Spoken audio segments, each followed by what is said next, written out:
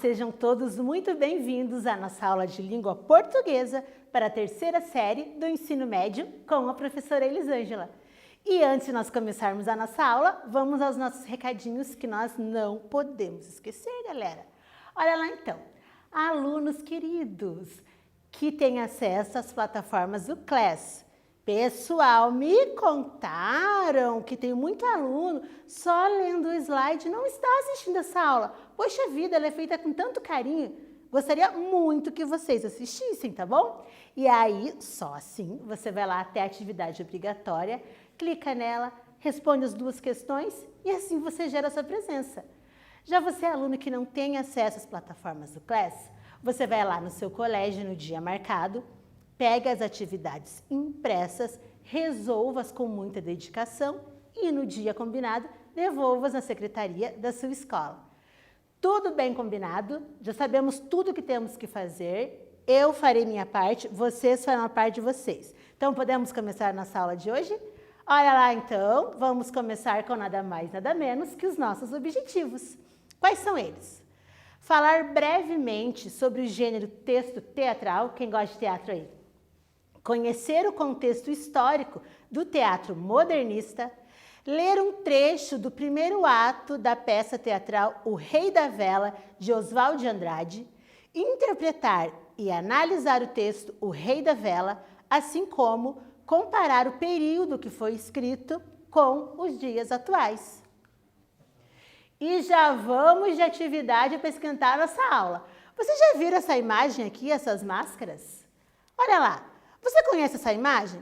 Sabe o que ela representa? Essa é fácil, né? Tem a carinha delas ali. O que será que representam essas imagens? Logo, logo eu aguardo vocês com a resposta.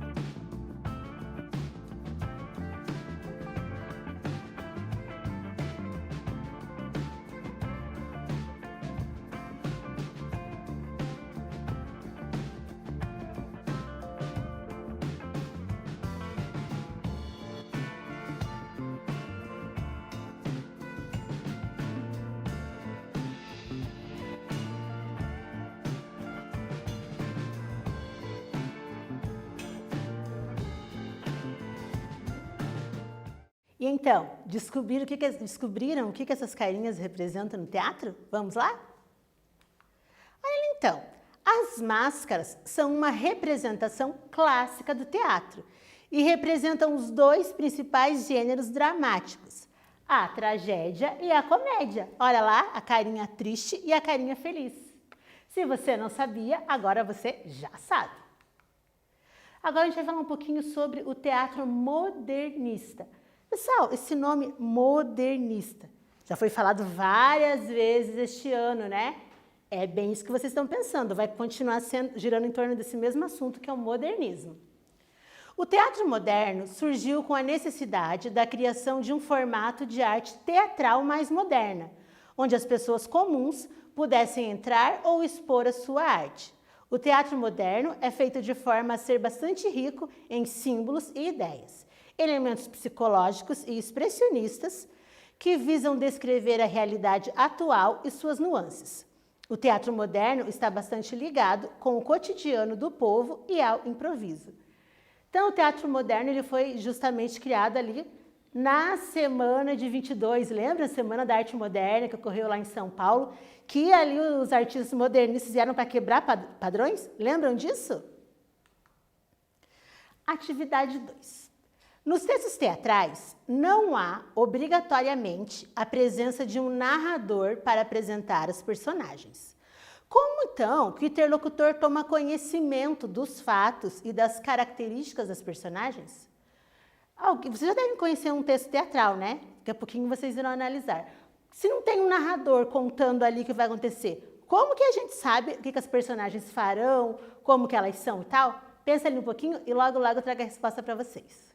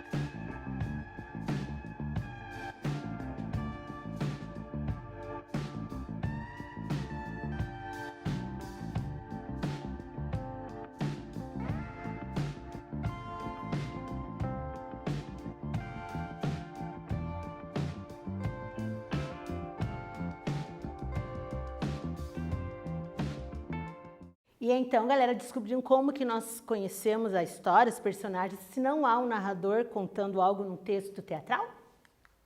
Olha ali como que nós sabemos.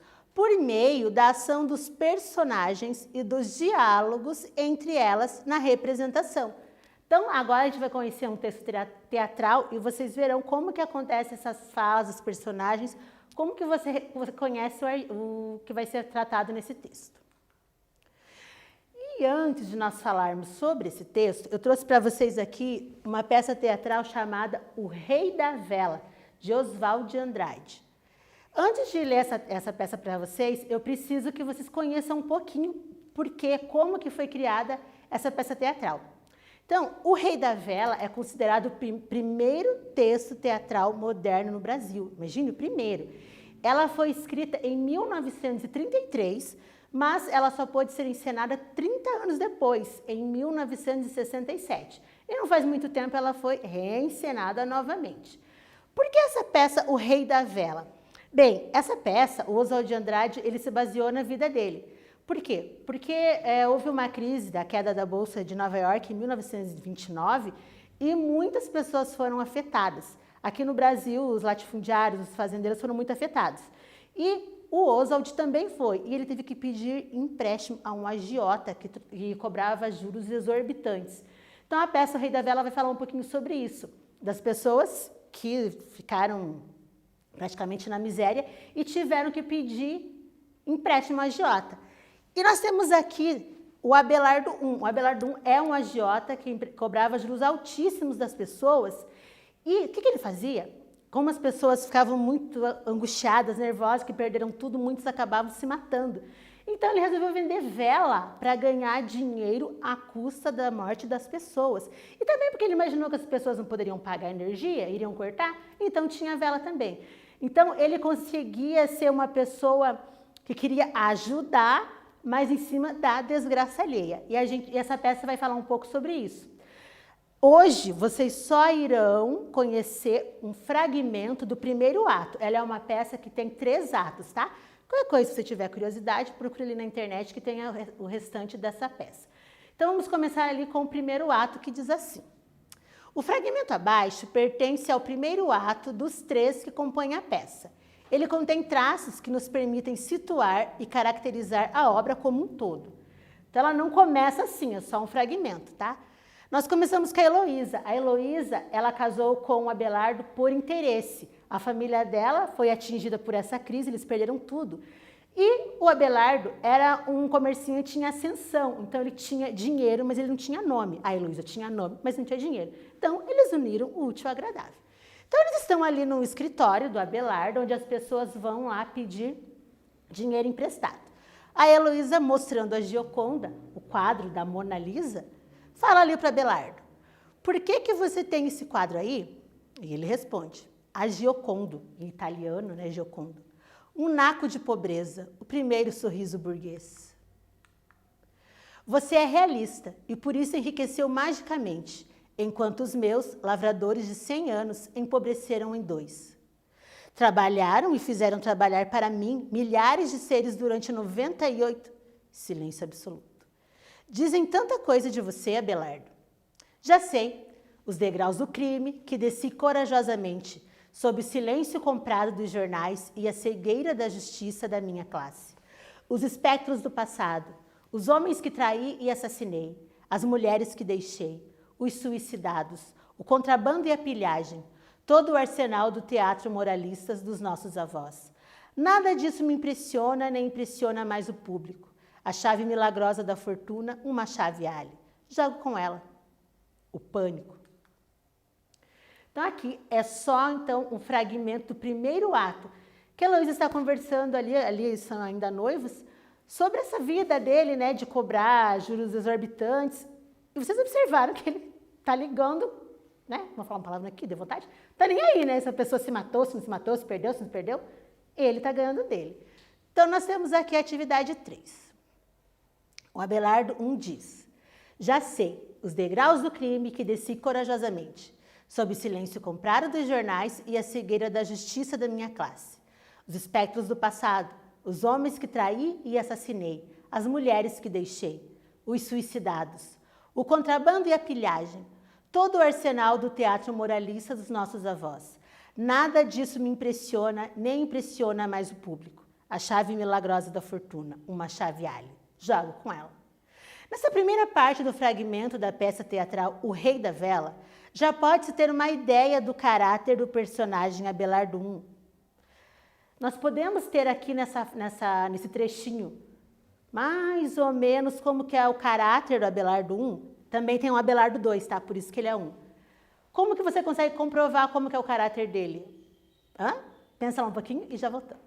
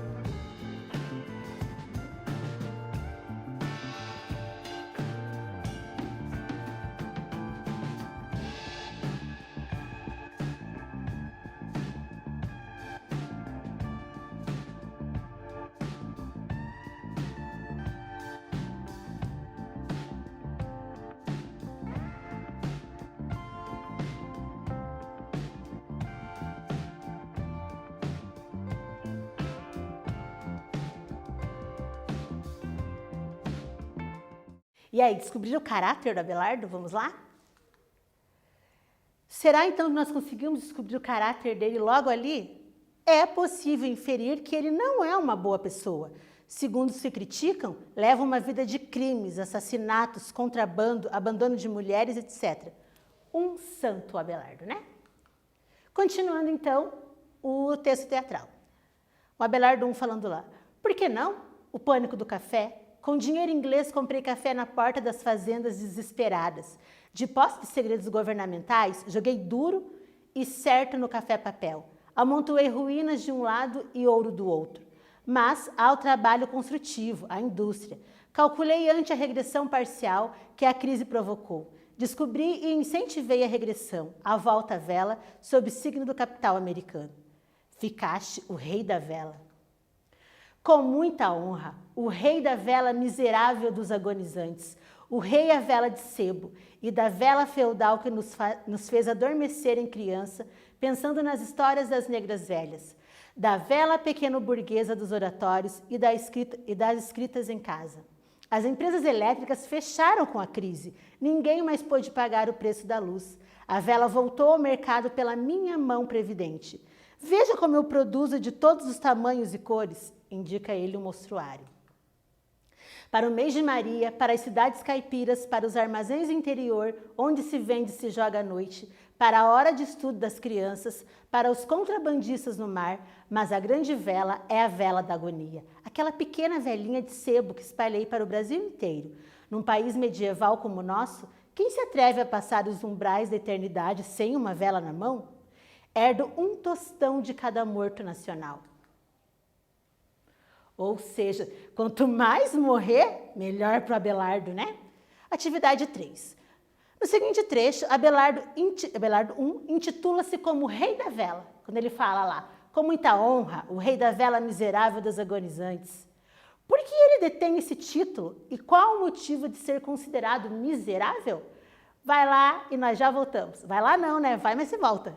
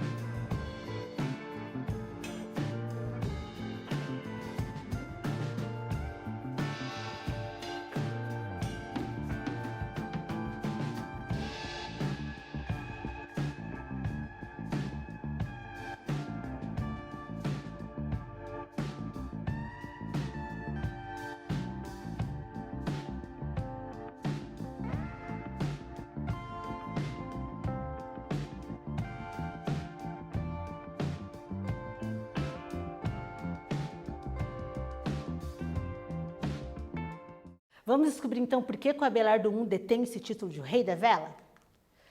Sua caracterização como Rei da Vela é extremamente irônica e significativa. Ele fabrica e vende velas, pois as empresas elétricas fecham com a crise. Ninguém mais pode pagar o preço da luz.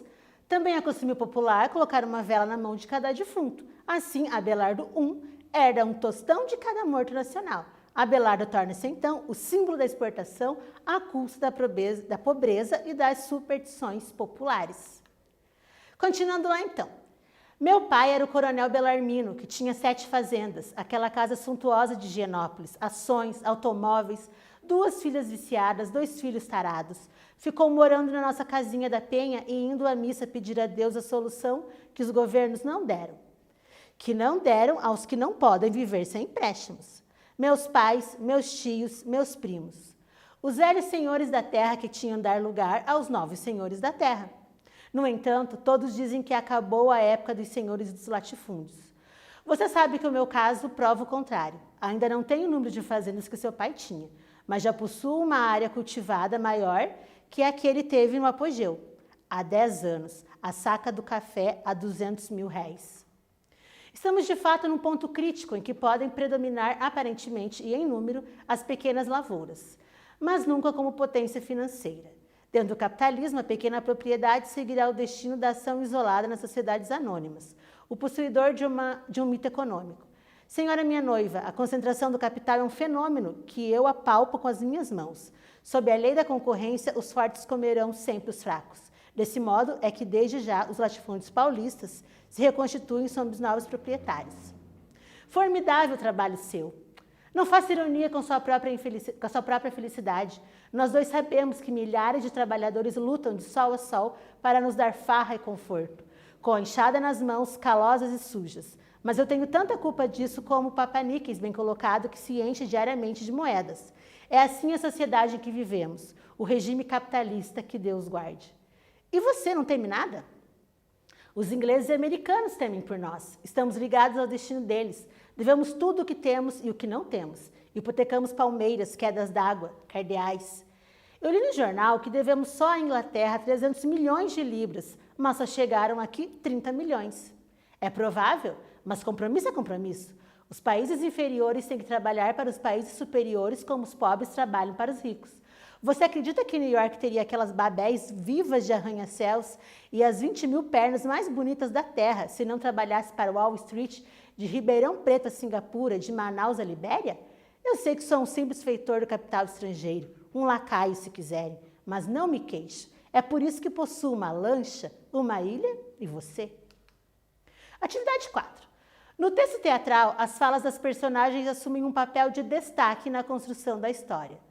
Como que nós chamamos esse tipo de uso da língua num texto teatral? Vai lá que eu espero vocês!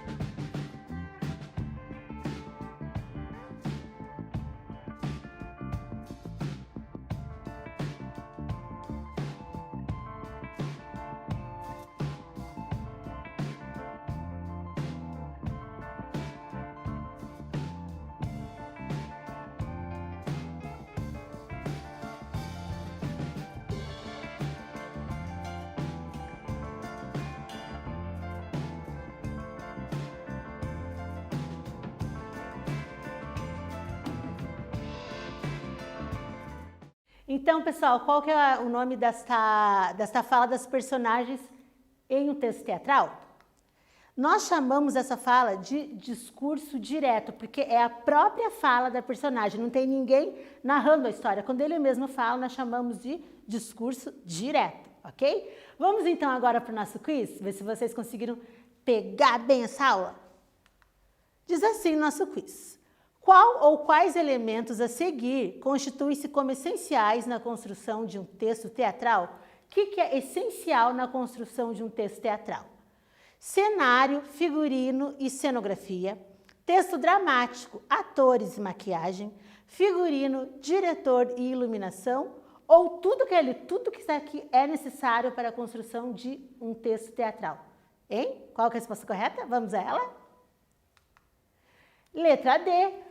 Para que nós tenhamos ali a encenação, nós precisamos de cenário, figurino, cenografia, texto dramático, atores, maquiagem, figurino, diretor e iluminação. Todas aquelas opções estão corretas, tudo bem? E o que nós aprendemos na aula de hoje? Nós falamos brevemente sobre o gênero texto teatral, aquele texto que não há narradores, nós temos a fala dos personagens, discurso direto, né? Nós conhecemos o contexto histórico do teatro modernista, Lemos um trecho do primeiro ato da peça teatral O Rei da Vela, do Oswald de Andrade, e nós interpretamos e analisamos o texto O Rei da Vela, assim como comparamos o período que foi escrito com os dias atuais. Eu não falei sobre isso, mas tem muito a ver com os dias atuais que estamos vivendo, né? Uma peça de quase 100 anos, infelizmente.